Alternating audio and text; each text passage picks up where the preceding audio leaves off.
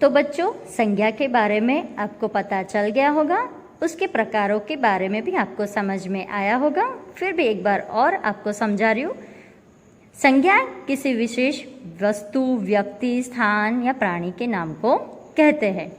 उसके प्रकारों में व्यक्तिवाचक संज्ञा जो किसी खास व्यक्ति, प्राणी या स्थान को बोध कराते हैं, ऐसे शब्द व्यक्तिवाचक संज्ञा में आते हैं। जातिवाचक संज्ञा में जो शब्द संपूर्ण जाति का बोध कराते हैं वह जातिवाचक संज्ञा कहलाते हैं।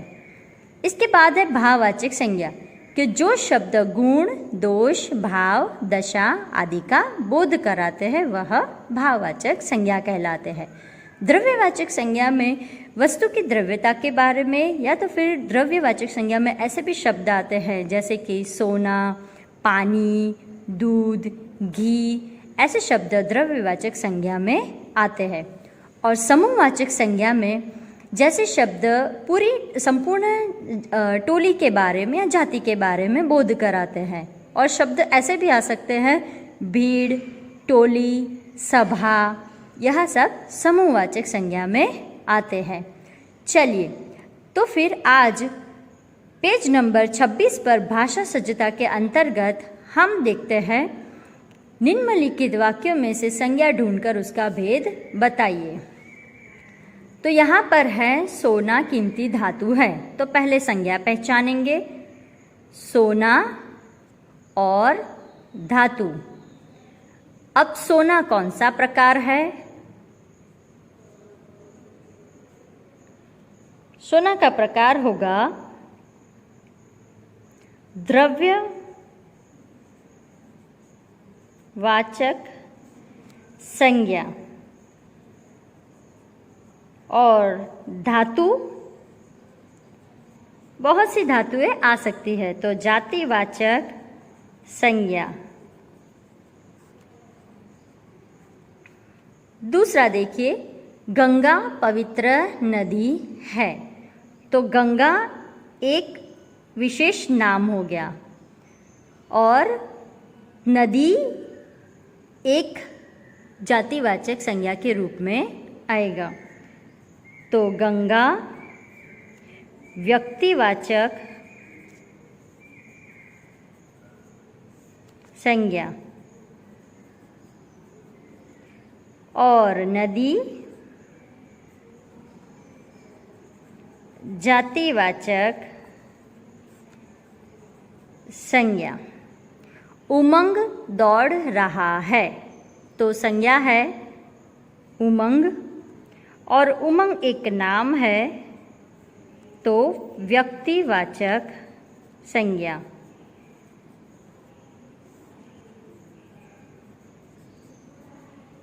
इसके बाद है दल जा रहा है। दल जो एक टोली, सभा, ये शब्द मैंने आपको समझाए थे, वह दल जा रहा है, तो दल शब्द समूहवाचक संज्ञा।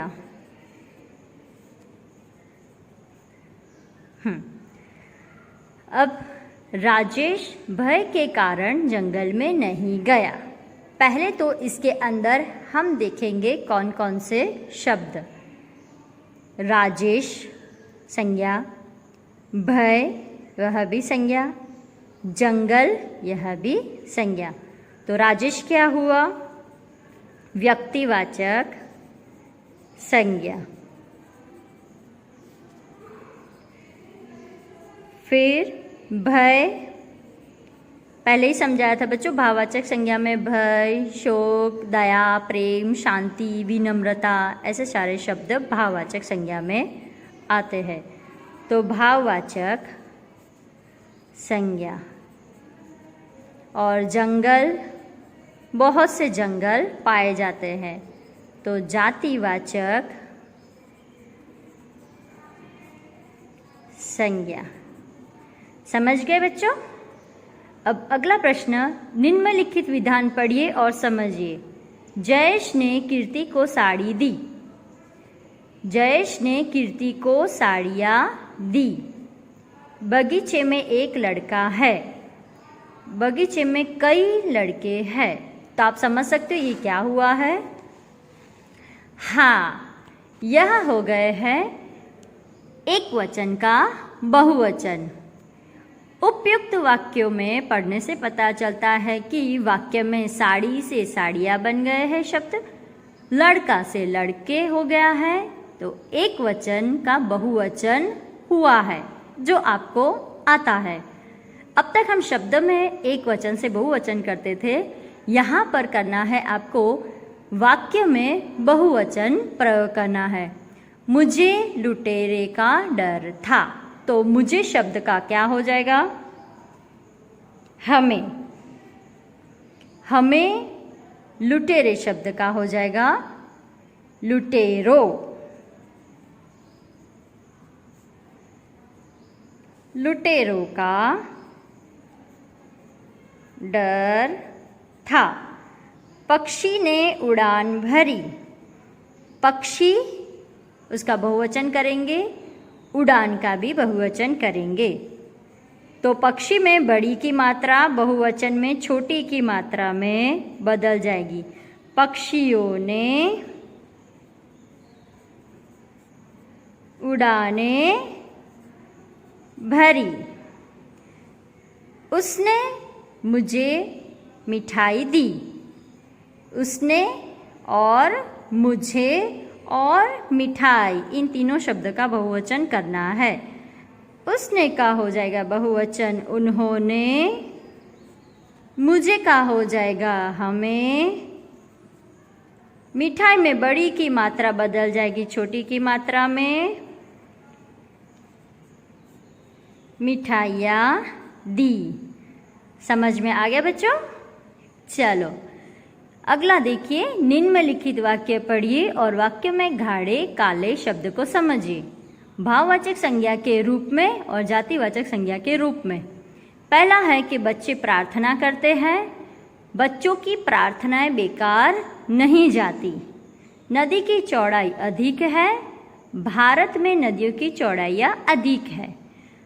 उपयुक्त वाक्य पढ़ने से पता चलता है कि पहले वाक्य में गाढ़ा शब्द प्रार्थना जो था वह भाववाचक संज्ञा के रूप में था और उनके साथ दिए वाक्य में प्रार्थना को ए प्रत्यय लगाया गया। यहाँ पर ए प्रत्यय लगाया गया तो प्रार्थनाएं बन गया जातिवाचक संज्ञा के रूप में।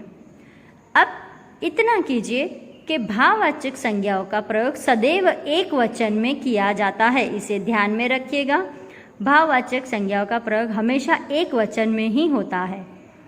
बहुवचन में प्रयुक्त किए जाने पर ये जातिवाचक संज्ञाओं का रूप ले लेती है। जैसे कि उपयुक्त उदाहरण के अनुसार निम्नलिखित वाक्यों में रेखांकित भाववाचक संज्ञाओं को जातिवाचक संज्ञा में परिवर्तित करके वाक्य फिर से लिखिए। अब दूरी जो शब्द है उसे हम बहुवचन के रूप में बनाएंगे। विज्ञान ने दूरी को कम किया है। विज्ञान ने दूरी का हो जाएगा, बड़ी की मात्रा बदल जाएगी छोटी की मात्रा में। दूरियां कम की है। दूसरा जो है लंबाई शब्द, नदी की लंबाई अधिक है तो नदी की ई की मात्रा छोटी ई में बदल जाएगी। लंबाइयाँ अधिक है। समझ में आ गया बच्चों? यहाँ पर पाठ 4 अपना ख़त्म हो रहा है। आगे के पाठ में हम अगले तास में उसकी चर्चा करेंगे, सवाल बालमन के, जवाब डॉक्टर कलाम के। तब तक घर पर ही रहिए, सलामत रहिए। धन्यवाद।